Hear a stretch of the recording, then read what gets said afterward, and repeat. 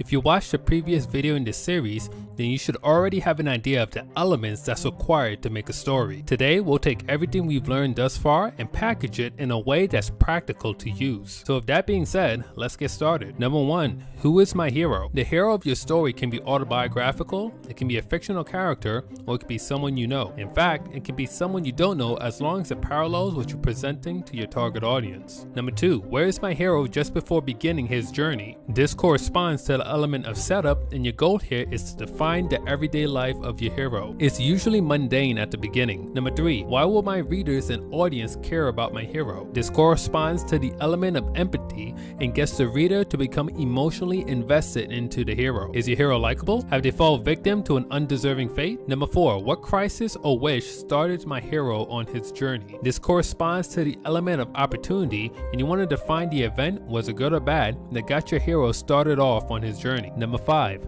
how did my hero respond to this event? This corresponds to the element of new situation. Did your hero move? Were they traumatized by the event? Number 6, what visible goal is my hero desperate to achieve? This corresponds to the element of outer motivation. Ask yourself, what's the visible finish line that my hero is heading towards? Remember, the more specific the end goal, the more engaged your reader will be. Number 7, how does my hero plan to achieve this goal? This corresponds to the element of plan, and you want to clearly define how your hero goes about achieving his goal. Number 8, who's my hero's ally? This corresponds to the element of reflection, and this character can either be, but is not limited to, a friend, a mentor, yourself if the hero isn't you, or your spouse. The basic idea is that there needs to be someone that's guiding the hero along, or at the very least supports them in achieving their goal. Number 9, what external obstacles does my hero face, and how does he or she overcome them? Here are 4 types of external conflicts for you to consider. Man versus society. This is where the hero thinks differently from the society or norm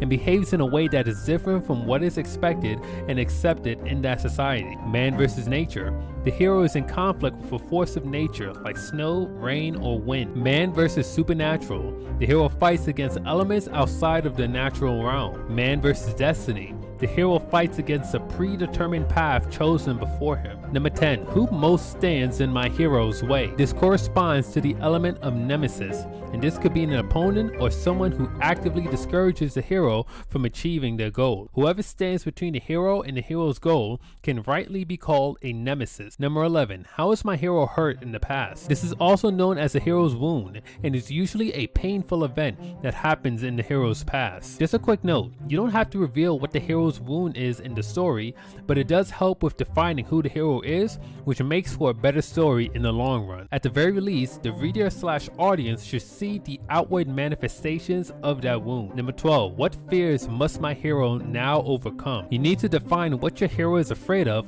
as well as any limiting beliefs or psychological barriers that's holding your hero back. Number 13, what is my hero's moment of greatest courage? This corresponds to the element of transformation. This is the moment when your hero decides to give up their identity and become vulnerable and courageous. Number 14, what is the exact moment my hero achieves the visible goal? This corresponds to the element of climax. You need to describe in vivid detail when your hero achieves his goal. Number 15, how does my hero's life change by completing this journey? This corresponds to the element of aftermath, where you paint a picture of the life you want your hero to be living after completing their journey. And there you have it, a set of 15 questions for you to answer that will help you create a story with relative ease. In order to get the most out of this, I have 4 action items for you to do. First, answer the questions in the order that I presented them. This will give you a basic outline to work off of. Next, use specific, vivid detail for settings, character, and action. Third, incorporate dialogue into your story, which will help bring your characters to life. And last but not least, trust your story. This structure is designed for maximum impact.